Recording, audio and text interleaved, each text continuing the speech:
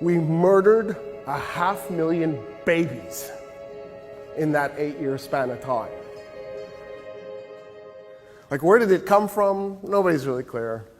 Next thing you know, we do the first war against Iraq. About 185,000 Iraqis die, and then we impose the most brutal sanctions in human history on Iraq. We cut off their food, and we cut off their medicine for 12 years. 100,000 Iraqis die per year. By the end of the Clinton administration, the first 8 years of these brutal sanctions, 800,000 people were dead. The UN estimated that of the 800,000 Iraqis that had starved to death or died because of lack of medicine, 500,000, 500,000, were age 5 and under. We murdered 500,000 babies in that 8-year span of time. Over the next 4 years, we kill another 100,000 a year until there's Iraq War II in 2003. And at that point, from that point on, from 2003 until we withdraw, we killed another 1.3 to 2 million Iraqis. In other words, over the course of the last 20, or the course of that 21 years, basically from 1991 to 2011, we killed about 3 million Iraqis. We have heard that 500,000 children have died. I mean, that's more children than died in Hiroshima. And you know, is the price worth it? I think this is a very hard choice, but the price, we think the price is worth it.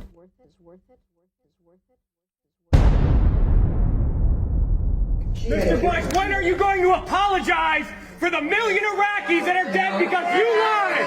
You lied about weapons of mass destruction. You lied about connections to 9/11. You lied about Iraq being a threat. You sent me to Iraq. You sent me to Iraq in 2003. My friends are dead. Joshua Castile. You killed people. You lied. You lied about WMD. 1 million Iraqis are dead because you lied. My friends are dead because you lied.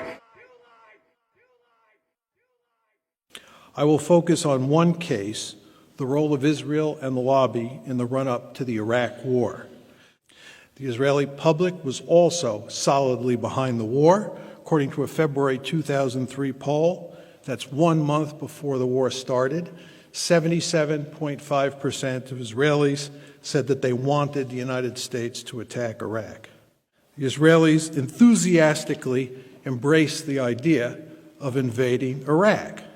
Thus, between early 2002 and March 2003, the Israelis put significant pressure on the Bush administration to make sure it chose war over diplomacy with Iraq. Turning now to the lobby, there is no question that the neoconservatives, one of the core constituencies in the lobby, were the main driving force behind the war. But they were supported by key organizations in the lobby, like AIPAC. So what really explains Israel's privileged position? In our view, it's primarily due to the Israel lobby. The lobby is a loose coalition of groups and individuals that works openly to influence American foreign policy in a pro-Israel direction. Final point here, the lobby is not synonymous with Jewish Americans. Many Jewish Americans don't support the lobby's positions, and groups like the so-called Christian Zionists aren't Jewish. The lobby is defined by its political agenda, not by ethnicity or religion. Now, of course, it's not just AIPAC, but it's also a number of other groups and individuals, including, as I've mentioned, a subset of the Christian evangelical movement. But even so, various pro-Israel watchdog groups monitor media coverage, organize boycotts and demonstrations against news agencies that publish or broadcast anything critical of Israel. And there's numerous examples of this taking place.